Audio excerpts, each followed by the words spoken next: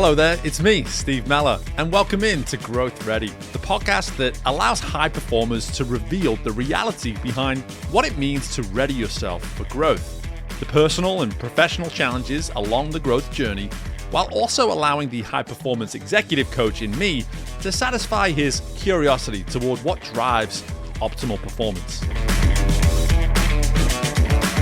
My guest today is author Jason Silva, who's helping modern employees and their teams unlock a better way to work.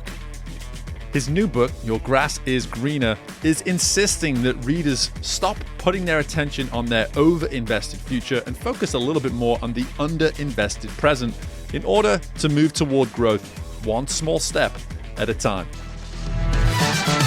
Hello there, folks. Welcome in to Growth Ready. I'm excited today to be welcoming into the show Jason Silva. Jason, before I give you the intro, you're certainly worthy of receiving. I'm just curious, when you ask yourself, whether it be as a person or as a process, what does it mean to you to be growth ready?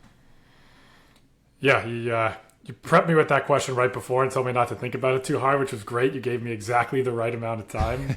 And I think same answer applies to why I'm excited to chat today. I think just being open-minded.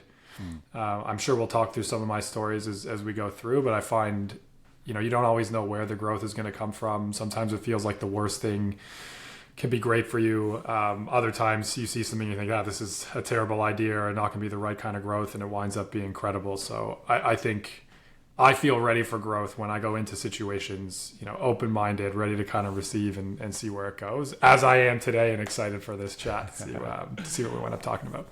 I love it. Love it. We're definitely going to get into that, Jason. But again, let's get to this introduction now, because I want people to understand who they're hearing from today. Jason, folks, for those of you listening, is a multi-time founder of kids and a multi-time founder of companies. He gets his biggest thrill from helping modern employees and their teams unlock a better way to work. Jason spends time advising a startup portfolio valued in the billions of dollars, working with them on how to build great, lasting companies that people actually enjoy working for. He's a sought-after public speaker, instructor, and advisor on how to transform work into one of the biggest drivers of positivity in your life. Now, while spending all this time helping others establish how to do what they do better, Jason receives the same insight in his role as a father, thanks to his kids' comfort level in reminding him where he still has room to grow. My kids are exactly the same, brother. Finally, though, Jason's got his new book coming out this month titled Your Grass is Greener, which will offer an actionable guide for readers to improve the work they already do by using skills you already have. So it sounds as though, folks, that all the answers are inside of you already. You might just need a little bit of help having them brought out of you. So, brother, I'm excited to get into this with you. And everything that I alluded to there in the introduction, I'm just curious, what parts of that introduction, when you hear me speak it back, do you go, okay, when it comes to me, what part of this resonates with me the most? Like, what is the truest part of Jason in all of that introduction? I'm curious. The truest part? Well, it's all true, I hope. And I'm grateful for it. I think what will kind of come out of it, it's funny, actually, maybe tying back to the thing we talked about earlier, like, I find it's very easy to hear you talk about all the things that I've done. And I'm like, wow, that sounds like such a good plan that was put together to do like thing A, then B, then C, then D. But as you were talking, I find myself thinking like, didn't go like that at all. It was not like a premeditated, like I'm going to do these things in this order and build these pieces. And, going back to the point on open-minded, I think, trying to be as open-minded as possible for whatever opportunity comes along the way. And I think that is reflected in, there's a wide variety of things he talked about in there. Honestly, it's tough to be on the other side of listening to someone tell me some good stuff about myself. I'm still working on that one. Yeah, you and I both. But that's actually a better way for me to frame the question in the first place, is what truth am I missing in there? And I think that's the question that you actually answered, which I appreciate, because I think that's the stuff that I think this podcast is now going to start doing for folks that need to hear it, is that on the surface, we can read that and be like, man, this guy's got it figured out. This guy's done it all. He understands life in a way that I didn't get the book that he got when it comes to life. But you're already sharing with us like, hey, none of that was linear. None of that was simple. All of it came with its ups and downs. So let's maybe go back to some of those younger years from a professional standpoint anyway, Jason, and just talk to us a little bit about when did you decide that the space that you find yourself operating in today from a professional standpoint, firstly, when did you first decide, like, hey, this might be the space for me, or this seems like an area where I can potentially find success? I would love to have a beautifully articulated answer for you. Like, I don't know that there was a single moment decision. You know, I got, I think, fortunate in that I had a lot of really great people behind me along the way. And I think I have a fortunate, I think it's like a lack of fear of failure. You know, I'm afraid. I don't want to fail. It's deeply uncomfortable. I've been through it many times. You know, one of the things you didn't mention is, you know, I've raised money and built a company and crashed it before, which is, you know, could be a conversation for today or a whole separate podcast. It's a heck of an experience to go through something like that. But there was always something in me where I was like, listen, I don't want to fail at this thing, but I'm willing to accept that it could happen.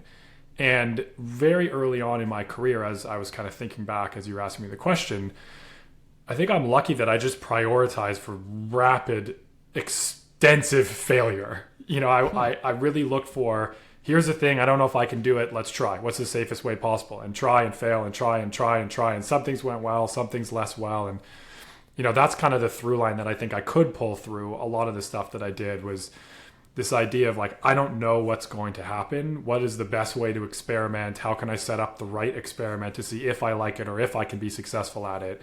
And what I'm doing today is less of a concrete decision of, hey, here's the thing I can go and do, you know, because I think I'll be successful at it. And more, it's been an evolution over time. Like you mentioned, I wrote a book. I was like looking behind me to be like, oh, who's he talking about? Like, cool, there's an author that's going to be coming to this, right? And I'm like, I didn't set out to write a book. It's not a thing I thought was like in the cards for me. And I just, you know, it was obviously a lot of work. I know I did it. But it really kind of evolved over the years, and it's the same with the things that I've been doing. It's more of like a snowball, and where can that snowball keep rolling downhill and be most impactful, which I guess is a bit of a weird pun. But yeah, but I something that's coming through immediately, though, is hearing you explain that it's not necessarily about knowing the destination, so to speak, of where you're trying to get to or that ideal career that you're trying to find. Again, speaking from your perspective in your journey, but it sounds as though it was more about you knowing yourself well enough for what you're willing to take on, that you're willing to commit to something based on what you know, and you're comfortable knowing what you know. You for whatever reason, you didn't feel the need to know more. You didn't feel the need to necessarily see an absolute guarantee on the back end to committing to something. It was more about, what do I know about myself? And knowing that, what do I therefore need to know to commit to what some of these first steps may have been? Am I kind of hearing that right? yeah, I think it's like a mixture of like, in my earlier days, I think it was maybe stubbornness is the right word. And now it's more, I don't love confidence because I think that word is not quite right. Like it makes it sound like I don't get scared of stuff and I feel like I'm always going to succeed, and I definitely don't have that. But what I used to have is just, you know, I'm very stubborn, you know, and it's like, I'm going to try to figure this thing out. And yep, some like 100 people are telling me it might fail. Great. Like, let's try, and just like bang your head against the wall until you realize you either break through or you're like, there's too much, I can't do it. And I think now, looking back, because I've done a bunch of that, you know, stubbornness, so to speak, and I've been through all sorts of ups and downs, I can look ahead rather now, and I feel as confident as I've ever felt. Not that I have all the answers, but that I have a playbook that, you know, when applied to difficult situations, is the best playbook I can put, you know, to it. And you wind up finding your way out the other side. You know, the idea of like catastrophic career crippling failure, sure, that can happen. I'm not going to be so cocky to say like, you know, we're not going to record this podcast and I'm going to say something terrible and there goes my whole career. It's certainly possible. I hope that doesn't happen today, although it might get you some clicks and views.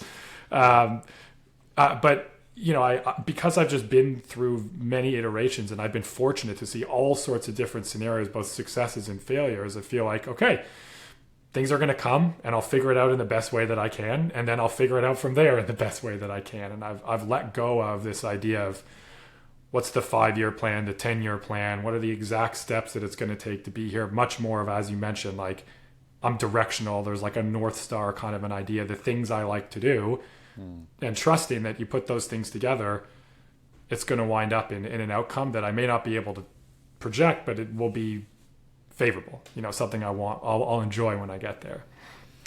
Yeah, I'm certainly hearing this comfort that you maybe have with the unknown. Am I right in hearing that? Yeah, I mean, that comes from, startups, and once we dive into talk about the book, there's a lot of challenging things that now I know that I wish I had learned in a different way. But yeah, I think uncertainty for me is exciting.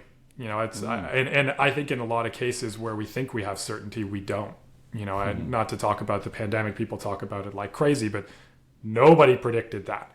Right. You might have been sitting in a beautiful situation in your life and everything's set up perfectly, and a pandemic comes along, and it's a lot of things are just out of our control. And I think slowly unlearning the arrogance I think I had previously of, if I do this and this and this, I can control the outcome. And the outcome in a lot of ways is, it's not under my control. What's under my control is, how am I carrying myself day to day? Where do I spend my time? What does that look like?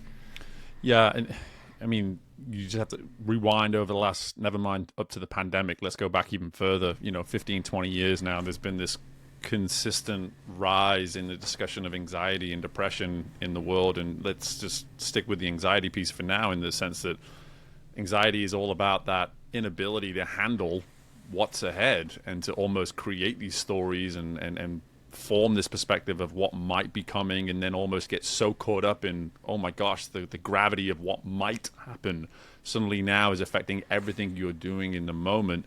For you to say that uncertainty excites you, I think immediately has to put you in the minority. I mean, I don't have the data in front of me, but I think it does. Just based on my life experience, I think it does put you in the minority.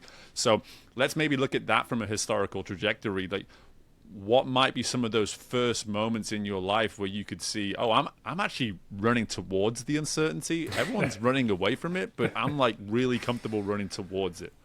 Yeah, and it's funny. It's a good call it. Maybe I should be laying down a therapist bed or something. Like I think I've, nature and nurture, hard to tell. I've had a thing in me, I think, since I was young, like a value that I have is, when everyone's looking right, I go left. And that is really great sometimes and really not so great other times. Like, I don't want to say that, it's the best thing ever, but I naturally feel like when a lot of people are looking over there, what's going on over here, and what might that mean I want to go and do. And, early, like, I'm an engineer by training. I did a master's in engineering. Let's go be technical. And I really love technical problem solving. I was in a job that was great, like by all conventional metrics. I liked the people I was working with. I liked the product I was working on. There was impact, I was paid well, whatever you want. I quit that job and I worked for free at a startup because I wanted to get into business, and I didn't want to do an MBA. And actually worked for free for a while because I was just like, hey, there's nothing on paper that says I can do this, but I think I can do this. Let's see what happens, and that was probably the first in my career, so to speak, like outside of school, where it was like, hey, this is pretty uncertain. Like, the path was pretty certain that I was on, get better and better at the technical stuff and yada, yada, yada, yada, yada. Once I had that all in quotations figured out, it was like, why don't we just ball that up and whip it in the trash? And everyone around me, I think the mom test is a good one. My mom's calling me up like, Jay, what are you doing? Like, you just did all this school and you're going to just put it in the garbage, like that doesn't, she didn't word it that way. My mother's incredibly supportive, but it's surprising, and yeah, of course, in those moments I have like, yeah, what am I doing? This is crazy. This is very uncertain, but it was something I wanted to try out, and it wound up being an incredible experience I would never trade. Yeah, it's, you and I have a lot more in common than you may realize. Outside of from a professional side of things, we're both operating in different lanes right now, but I have always, I've always zagged while most people zig. You said you look right instead of left. Much better said than me, but yeah. But the one thing I I've always alluded to with that is just my sense of curiosity. I'm just so curious. I'm just like, hey, I think I see a shiny object, and everybody else is like, "There's no shiny object over there, Steve." I'm like, I swear to you, there's a shiny object. Right? Just give me a second and let me go look.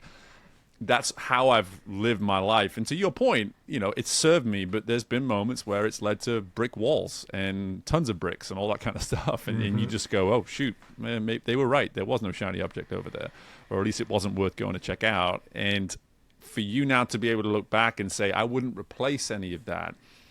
What can you maybe provide to a listener right now that instead of them being in a reflective state, they might be in that position right now where there's this intuitive component within them that's saying, I kind of want to go check that out. I have this sense that there might be something at stake here that nobody else can see, and I really want to go realize the potential that I see in this situation.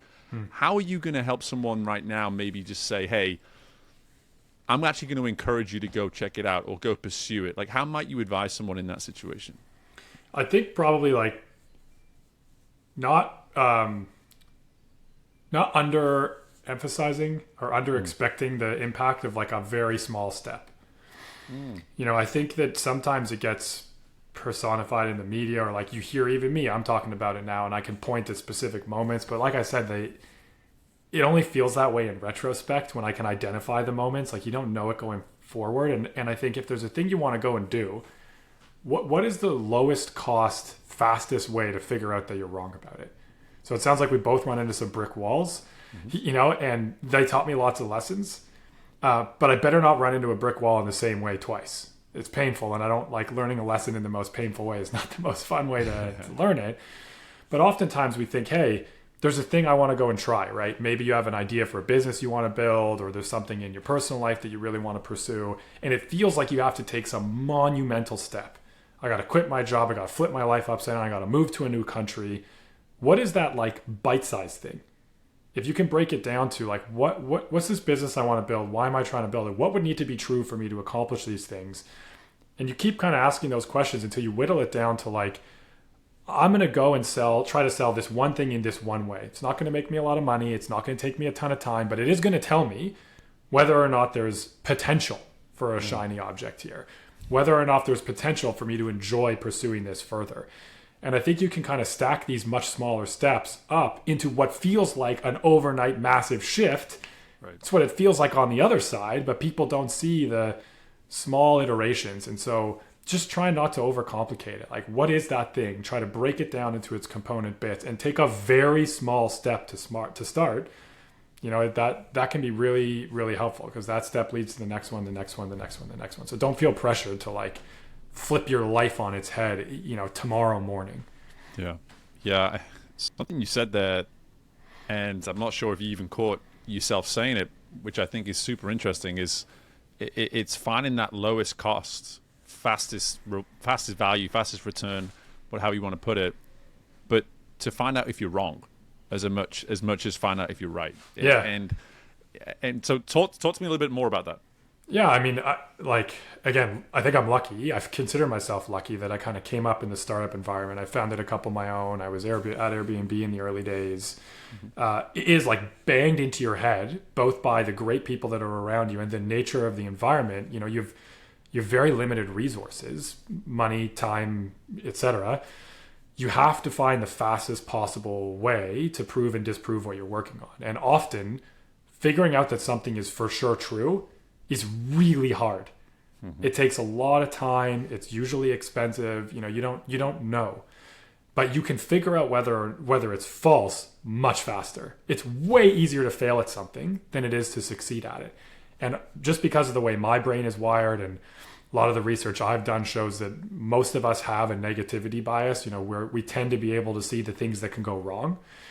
Often that's described as fear, or it's bad, or whatever. I think the opposite. List out all the ways that it's going to go wrong and just run through those. Yep. Right? And if you get through those and it hasn't gone wrong yet, that's good data. I think it's so easy to convince ourselves that we're right, or at least I have an easy time convincing myself that I'm right. I get excited. There's a big shiny object. I don't care what Steve said. I'm going after the big shiny object. Yep. I find, I've done that and it can wind up in failure, which isn't the end of the world, but a failure I could have predicted is not a good use of my resources, time, money, whatever it might be. So I really try to flip it on its head and say, okay, what are some reasons why this thing wouldn't work out? How can I test that? Why could I be wrong? What are all of those reasons? How do I go and test those things? That's usually where the lowest hanging fruit tends to come from. Absolutely love it, man. Again, I'm slowly learning that we're one another's spirit animal. So we got a lot more things in common than I appreciated. But the notion that we're trying to run through the wrongs, but the only way to do that is just to simply address them and see them face on. It goes back to this concept of prospect theory, and I don't know whether you've read about that, but I find it fascinating, and it's proven when I look back in my world of sport, coming from that is that for every Olympic gold medalist that's delighted, there's a really pissed off Olympic silver medalist. And then an Olympic bronze medalist is just kind of like, you know what? I'm glad I got a medal. And it's that same sort of line of thinking is like, they're just happy that they were on the winning side because they could have easily been fourth and missed out completely. But the silver medalist is super, super pissed because they just missed out on gold. Mm-hmm. And it's kind of how our minds work when it comes to the good and the bad, or the things that could go wrong and the things that could go right, is that we would rather just fixate on the wrong stuff. And it's like, why don't we just go ahead and just acknowledge it then, and just actually map it out and exhaust all those things that can possibly go wrong. Even the gold medals. I mean, I've never been fortunate enough to win an Olympic medal of any kind. I was always a better athlete in my head than I was in the real world. But I would imagine, and having heard interviews with tons of incredible athletes, even the person winning the gold is thinking, yes, but I could have done this and this and this and this and that. I'm going to celebrate this moment for 14.2 seconds, and then I'm going to think about how my entry into the water wasn't the best, or like I forgot to breathe on one of the strokes, or I'm sure you're going to know all the technical things in swimming that I don't know. They can shave off like a tenth or a hundredth of a second.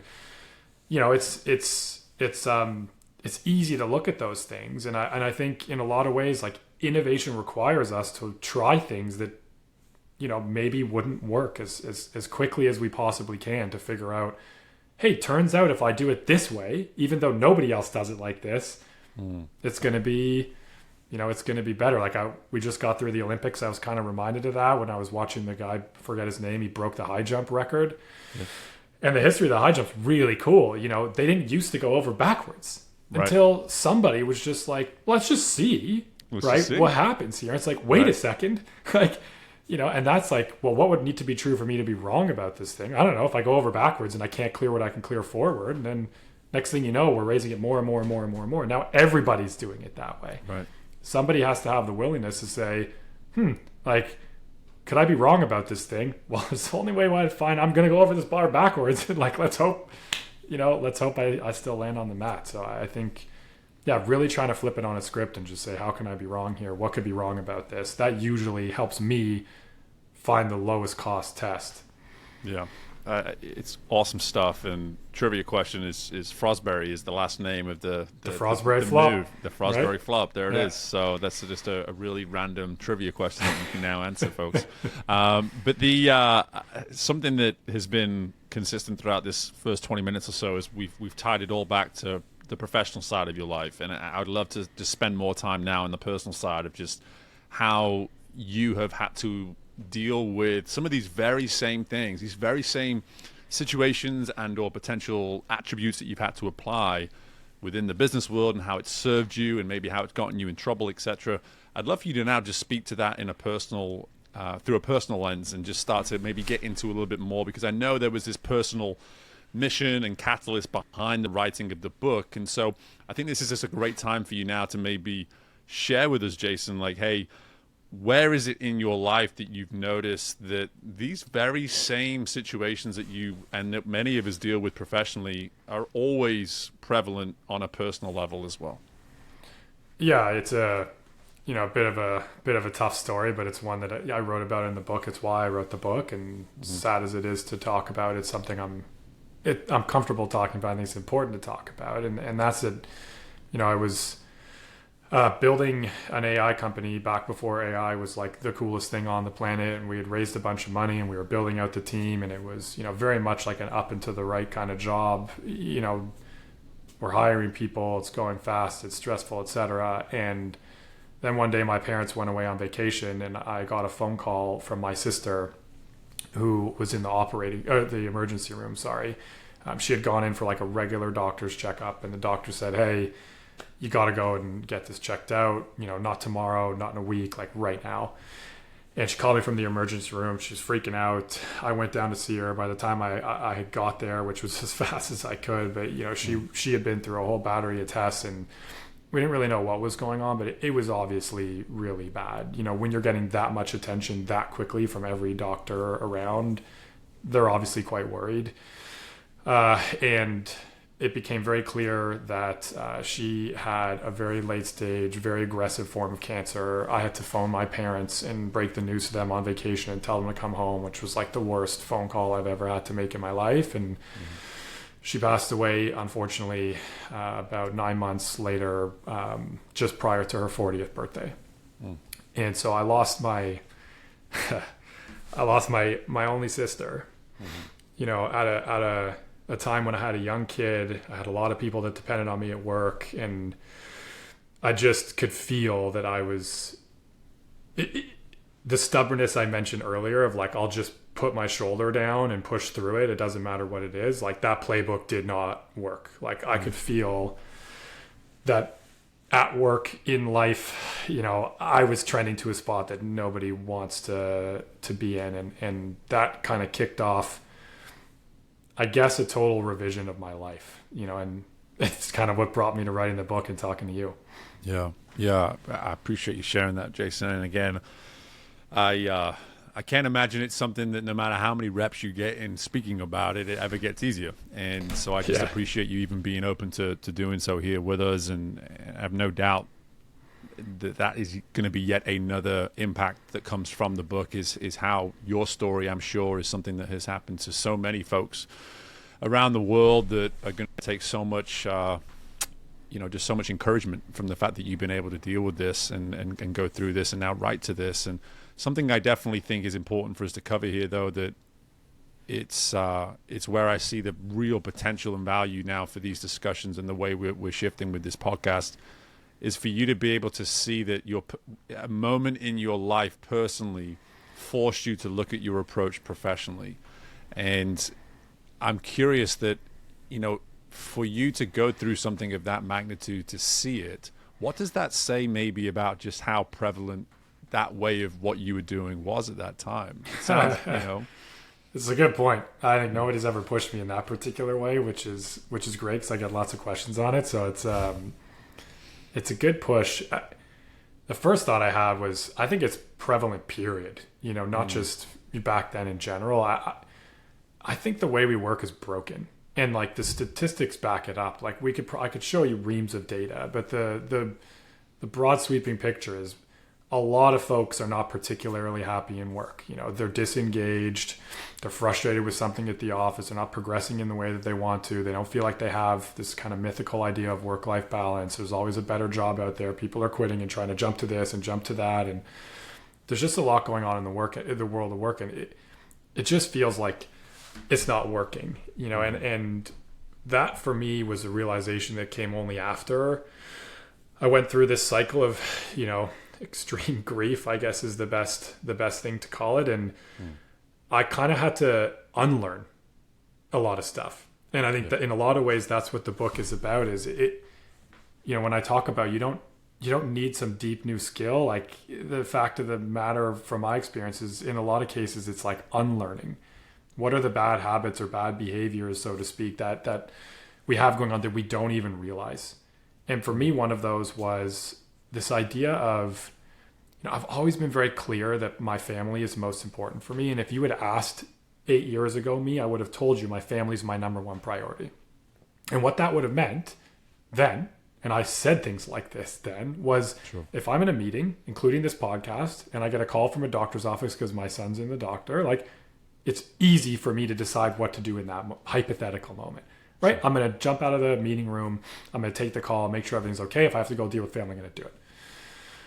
Okay, but I was also at the same time investing most of my resources in the future, not in my family in the moment. Like in a lot of ways, what I realized is I was over invested in the future and very underinvested in the moment.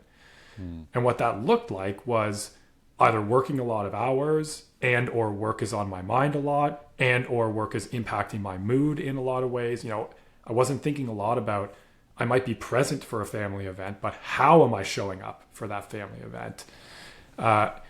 Now, what I think about a lot more is there's no change to my prioritization, but the way I'm living it is different.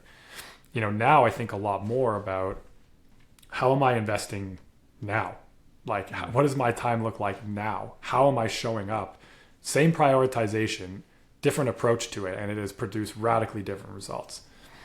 Yeah. And something I've noticed as well, and just in my research, and again, correct me if I'm wrong, but I swear through my research, I saw that you're quite intentional about who you're trying to work with right now in the sense of the modern day mindset. Am I right about that? Like, I'm pretty sure I saw that just through some of the research of this. Hey, it's not about taking the, hey, back in my day kind of person and trying to make them figure out how to run their company.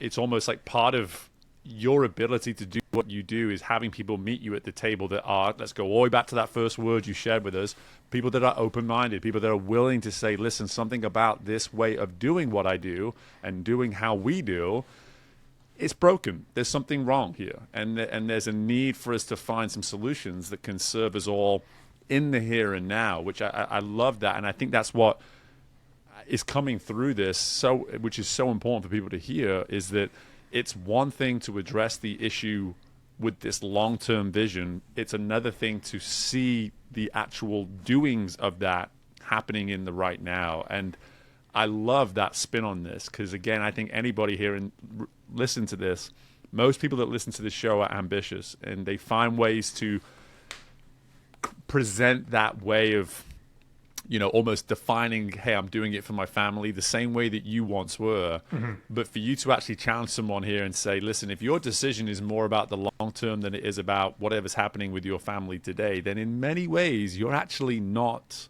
prioritizing your family. Yeah. And it's a big shout, but hey, you happen to be speaking to someone right now that couldn't agree more with you too. I guess the question is, are you? I think that there's a difference between having the aspiration and living it. And I think to be clear, it's not for me to tell people what right or wrong is in their lives. I think just making sure you're clear about it is what matters. If you might say right now, there's this thing I want to get done and it's going to take a lot of work this year. And for the next year, I am going to overinvest it in work. I'm going to miss stuff with my friends. I'm going to miss stuff with my family. It's on purpose. And time will tell whether that works out the way you want it to or not. But at least it's on purpose. I think where we get into trouble is we look back and we say, geez, where'd the time go?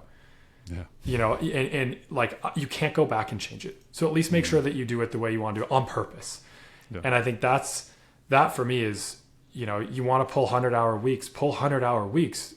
Just be clear and intentional with yourself that I'm making this choice. This choice is purposeful. I've thought it through. Mm-hmm. We think deeply about like, I don't know, right now I'm thinking about whether I want to stick with my Sonos speakers and I'm like looking at all sorts of different research and why would I spend more time on a decision like that than I would with how I'm spending my time week to week, month to month? It's hard to keep track of this stuff. It just like flies out the window. Yeah. I think it's largely challenging the myth that it's like, I want a different option. I'm highly ambitious and it always felt like I was fed this story that, well, you can kind of choose. Right? You can be very ambitious in work, but that's going to come at the expense of some stuff in your life. And if you want more stuff in your life, just cut back on work, and that's the way to accomplish that. And I just think that is like untrue. I've never been more impactful with a unit of my time than I am right now. I built and run a business while writing a book, and a bunch of other things going on in my personal life at the same time. It's totally possible. It takes a bit of a paradigm shift. And I was just like unwilling to accept this conventional thought that there's a scale, it's balanced, it's a zero-sum game. The only way to get more out of work is to take it from life. I'm like, that feels fundamentally wrong for me. Like I challenge it at its core. And a lot of the lessons I learned from that is what ultimately wound up in the book. I love it. And I'm going to give you a chance to speak more in detail around how we can acquire the book and all that kind of thing, because this is going to come out right in line.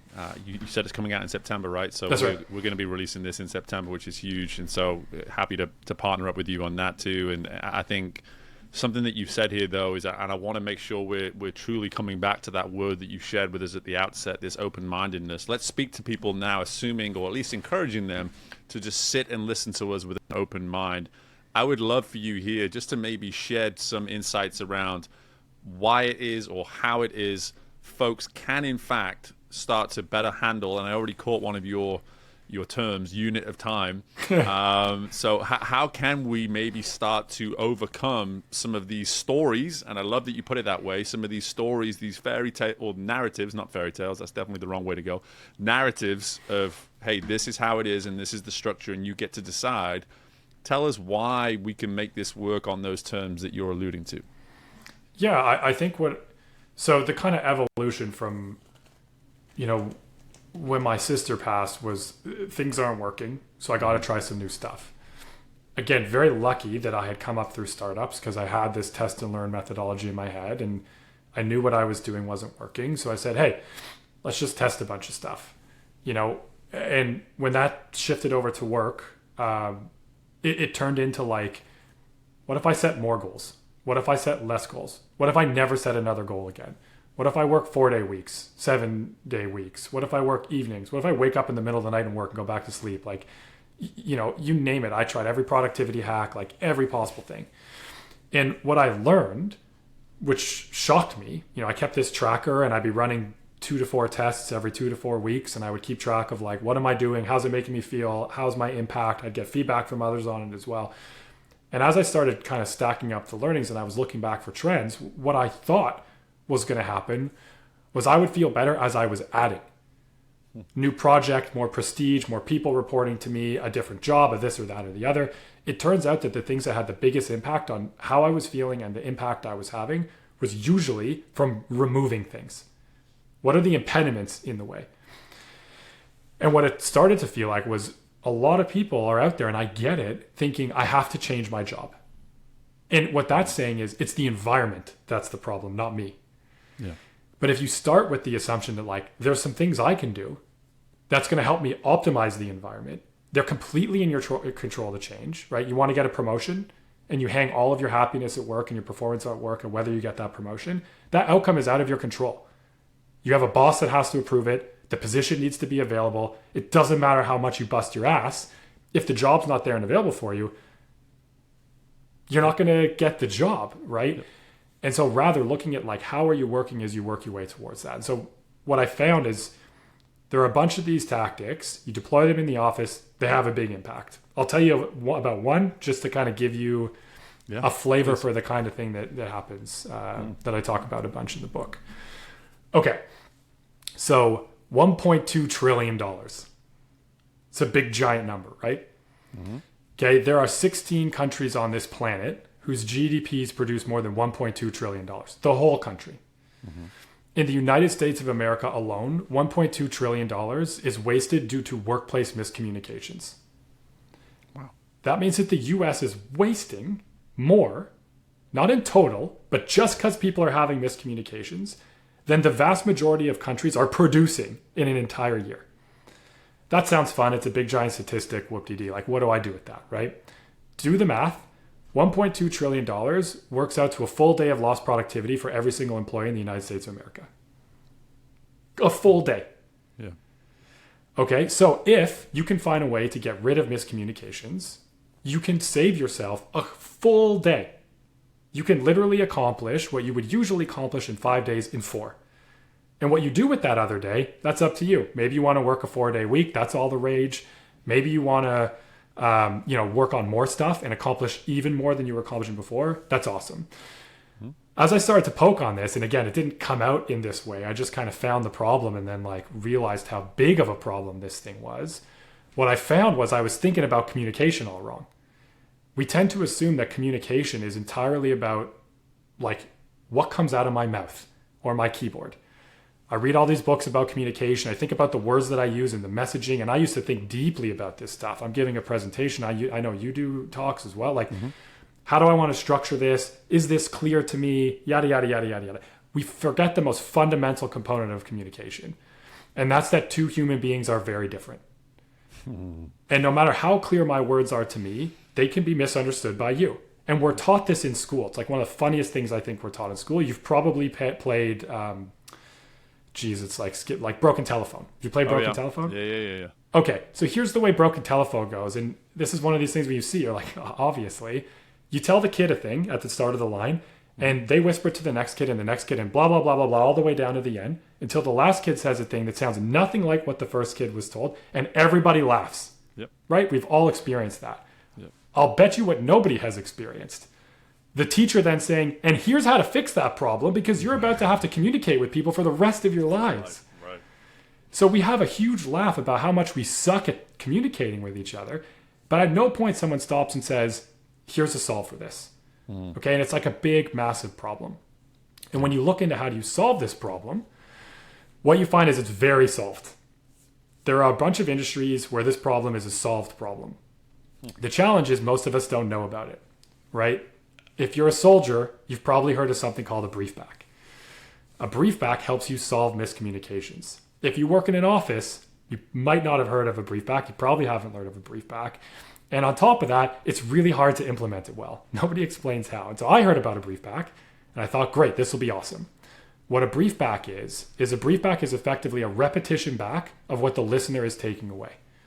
It is the only way that I know of to make sure that great communication occurred, because I say something to Steve, and he can then repeat back to me my own message so I can make sure did he understand it, how did he understand it? Right? Humans are really good at did he understand it? I say a thing to you, you don't understand it, your eyebrows bunch up, your head cocks to the side, you look at me weird. I'm probably not going to be like, all right, dude, we nailed it, like on to the next thing. I'm like, oh, let me try again. The real problem is when it's invisible. That's when I say something to you, you understood every word that I said, but what happens is you interpret it differently than I meant. You go off, you do work for a week or a day or 3 weeks or a month, and only when we get back together and we see the finished product, we look at it and say, oh, shoot, some fundamental miscommunication happened last week. Now all that work goes in the garbage. And so when I found out about this, I said, great, I'm going to start doing it. And the real challenge with the briefback is not that it exists. It's hard to do it in an office well. Right. So we can talk about how to do it well, but you like to poke around, so I'll maybe pause there and let you do that. I do. And what's interesting here is that I do that. I do exactly what you're talking about here. The briefback. I learned that I do that pretty well actually through this podcast, which is why I'm an executive coach now. Like, this podcast brought me to my business because of the feedback that I would get, that I would hear what people say, kind of re-emphasize it and maybe even restructure it in a way so other people could hear it too. And rarely did anybody just go, oh no, you heard me completely wrong. But the fact of the matter is that it probably doesn't add that much time to what you're doing on a day-to-day basis, because the one thing we would tend to do in that situation, most people at least, is that we will probably paraphrase. We will probably take what someone just shared with us over 2 minutes and repeat it back to them in about 10 to 15 seconds. And then it's on them to say, oh yeah, you got it. Or no, that's not what I was saying at all. And the practice of that, it's about being able to create enough of an incentive for people to say, hey, listen, this is worth it. And all of those statistics that you brought in on the front end is where the potential value for this will be seen in time. Is, hey, we're actually getting our time back. Here we are saying, hey, we need to incorporate this so we can repeat ourselves or repeat what we just heard. Truth be told, that small exercise is actually going to save us not only a ton of time, but a ton of money on the back end as well. Yeah. Which is fascinating. And again, it's just being able to stop for long enough and actually hear you make a point like Jason. It's huge. It takes a little bit of faith up front, and you got to overcome a bunch of fear, honestly. And the faith part is the first time you avoid a miscommunication, a real miscommunication, you will be hooked, and it will happen. I guarantee it. Yeah. You ask for 10 briefbacks, at least one, if not multiple. For me, at first, it was, 5 or 6. You know, there would always be, maybe it wouldn't be monumental, but there was always something in a thing I was saying to someone that they were interpreting in a way that they say it to me. I'm like, ha, I see how that makes total sense. I never could have expected someone to interpret it in that particular way. But the first time something like that happens, you'll say, I need to be doing this forever and ever and ever. Amen. Yeah. The second piece is it's a bit scary. And it's scary for roughly about the first 5 or 10 times. After that many times, it becomes a cultural norm. At that point, you can just like, hey, can you brief me back on that? People know what it is, and it goes totally fine. But the challenge is that there's a way to give a brief back that will land well. And there's about 357 ways to do it that won't really land well. The won't land well is, hey, Steve, can you tell me what I just told you? I want to make sure that you were listening to me. Yeah. No one wants to work with that guy.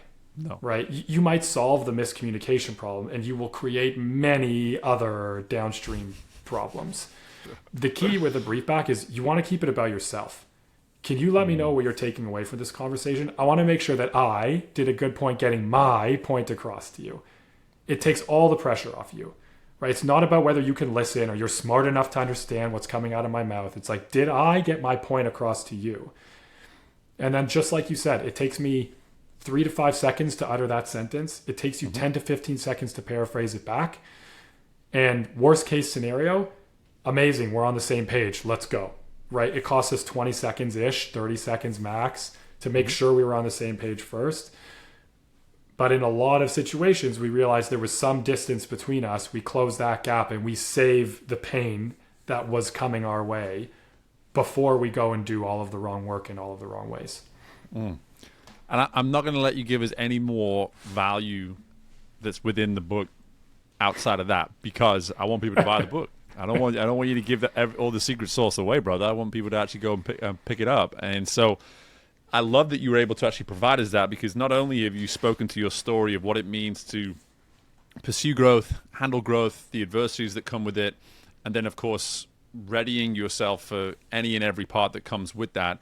You've spoken to a lot of the issues that have also come for you through growth and the tough lessons that you've had to learn through it. And then obviously some of the personal insights as well allow us to see the need for us to make the space to do some of the work that you're now alluding to here on the back end, some of the practical side of saying, hey, life is too short for us to be wasting a day a week, and that's kind of what I'm hearing is like, wow. I mean, I've been made prevalent of that in the last 3 years since I started my business. It's like life is too short for us to allow ourselves just to let one full day of the week go by when we could get that day back and be using it differently or spreading it out more effectively in the areas that we really want to be. And I want to give you that space here as we close out, Jason, just to simply speak to why maybe some of that sentiment that I've shared here at the end is going to be captured in the book. But also, I'd just love for you just to speak to everybody as well about just continuing to keep on this journey that you're obviously on, but giving us those encouraging words in the process as well of how we can maybe keep going in this. Yeah, I think a lot of it maybe answers both at the same time. I don't know. Yeah. Like if I had like a message to share, it's that like you're good. And I don't mean that as like you're a finished product. But what I mean is I really feel like we're being told nonstop that like the answer to your problems is something that you don't have right now. Maybe it's like a thing you want to go and acquire. Maybe it's like some gigantic professional development stuff you need to go and do. We talked a lot about finding the lowest cost way. What my book is full of is a bunch of tactics that like if you can talk or you can type, you can try literally every single one of them. And you will see whether they work for you or not. And they don't require a massive investment in, I'm going to go and become an expert communicator. I'm going to read 50,000 books on the topic and spend a year going deep on it. I mean, all this professional development. I'm sitting here on the other end of my journey. I guess not the other end, but like where I'm in my journey, looking back at a spot that, I think other folks at least tell me that they're in is you don't have to rely on these big, massive step changes. They come from these small things. And, there's so much out there just pushing us to, you got to accomplish this big new job. You have to figure out a way to like develop this skill or you're never going to progress. I don't think that's true. And I just want to show people how it's a bit of a reframe, and I've gone through a bunch of the pain of finding the things to reframe. But it's a bit of a reframe and say, actually, like, there's a lot of low hanging fruit with the job you have right now, the work you already have to do, the boss you already have, the skills you're already, capable of. It's just peppering in a couple other tactics, and you'll see a big, big shift. And that's the one where I just want people to see that, you might feel like you're in a spot where you don't have agency to accomplish some of these changes. I think you do. It just takes trying in a bit of a different way. Well, let me try a brief back here as we close out. Perfect. You see what I did there? In the sense of, if you're able to simply have that open mind, as you alluded to at the outset, if you're able to have that open mind and step into the notion that if we can just put the things that don't work out on the table and be willing to actually try them all, then we have a chance to see that, in fact, we are good. We're fine. We're good in this journey that we're on right now. And I love how, again, the having met with you for this length of time, Jason, Your Grass is Greener is such a perfect title for the book. And just to be able to say, like, hey, just quit looking outside, man. Quit looking at that neighbor's yard. Quit looking at that other potential area of life where you could have what you need to have in order to be fulfilled, when it's all right there in front of you. It's all right there in front of you, and just have that courage to be open-minded, like I said, and be willing just to consider a whole bunch of wrong things to get to the thing that's going to prove to be the right thing. So yeah, and the thing I tried to do for people is, hey, if you do want to pick up my book, I hope that I will save you having to try a heck of a lot of wrong things that I can tell you don't work. Right. And maybe I'll write another book one day that has all those things in it, but these are the ones that did. Yeah. And so you don't have to go through all the experimenting that I went through to figure out, what are the challenges here. But I that's what I hope to give to people, is a bit of a Swiss Army knife. Like, there's a lot of conventional wisdom out there that you got to go and read a book that's going to give you tactics, and all those tactics are about communication, and that's what you need to do. And I have a bit of a different perspective, which is like, no amount of being better at communication is going to help you with prioritization or decision making. What my book is more of a Swiss Army knife, where, yeah, you might be able to get a sharper knife than a Swiss Army knife, like some Japanese Ginsu blade or whatever. But if you're going into the woods and you can only take one tool, you definitely take a Swiss Army knife, because it's the most versatile. And so my book is not going to make you an expert communicator, but it's going to solve the single largest problem in human communication for you. And you don't have to become an expert at it.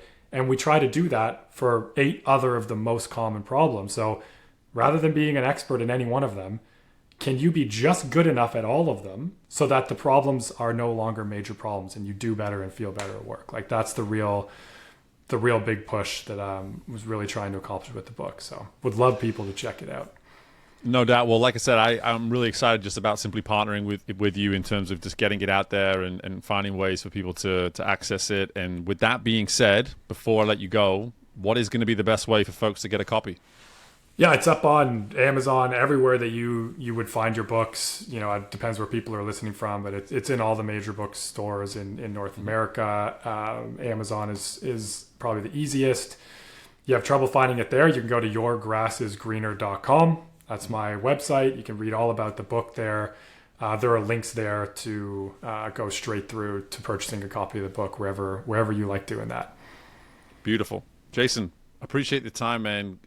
We are better equipped and better just prepared now to go into the world and tackle growth and be ready for everything that comes with it, thanks to this conversation. So I appreciate your time, brother. It's very, very mutual. Thanks for having me on, and big thanks to everybody I can't see who made it all the way to the end of the episode with us. Like, very, very grateful for everybody's time, and hope it was, valuable for you. And again, really appreciate you creating space for me, Steve. Thanks. Wow, just such a incredible conversation there with Jason. And I think as I leave you on this episode of Growth Ready, I want you to really ask yourself, when you think about open-mindedness, when you think about a willingness to step into what might be wrong, even to the point where you line up anything and everything that could possibly go wrong and just look at it and say, how willing am I to address these now, or test these out, either to be true, or maybe you've misled yourself and this thing that you thought might be wrong could in fact be one of the greatest reasons to do what it is you're considering doing. And listen, this doesn't need to be a drastic change in your life. This could simply be someone who's, hey, I'm on this career trajectory. I love the career I have. I love the place that I work. I just see an opportunity for more. well, maybe this is an opportunity for you to reassess and look at some of that to continue on your growth journey. And in addition, if you don't feel ready to do this kind of work, just stop and ask some of those more deeper questions. What is it that's keeping you from being able to just simply consider options and some different alternatives to how you might do what you're doing? And once you're in that headspace, try to step into some curiosity too. Continue to be curious, continue to be open-minded, continue to consider what may go wrong, what may go right, and just keep having some of this dialogue with yourself. If you're willing to do that, as you learned from our conversation there, what Jason was alluding to is that you're trying to just define the fact that you are in fact worthy, you are good enough, you do have the kind of value that's worth putting out there into the world, and you don't need to be wasting all this time looking at how others are doing it and how you could be doing it better, etc. So just focus on some of these insights that Jason was able to provide through this conversation. It truly was a powerful discussion, and for me, going away from this, I know that I will certainly be looking for ways to create those lists. Hey, how many things could go wrong here, and how much time do I want to dedicate towards maybe proving whether or not that is so that I can actually find clarity with what that correct and necessary step may look like for me. I appreciate you listening. Growth Ready is here. It has arrived, and it is very much here to stay. I am so excited about the new phase of this podcast and where we're going, the kind of guests that we have. But listen, part of this relaunch is going to be on you, the listener, taking the time to subscribe, to share episodes, to leave us a rating. All of these things really do matter in the grand scheme of things. So please be willing to do that. Be willing to find ways to invest in the value of us so that we can continue to invest in the value of you. Best of luck with anything and everything you've got going on in your world, and I look forward to doing this again with you very soon. Bye for now.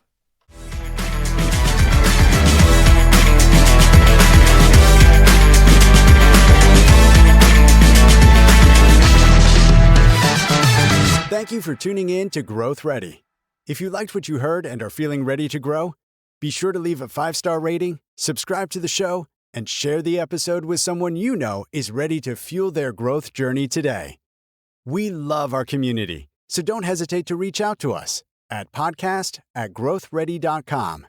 And until next time, we are Growth Ready, and you will be too.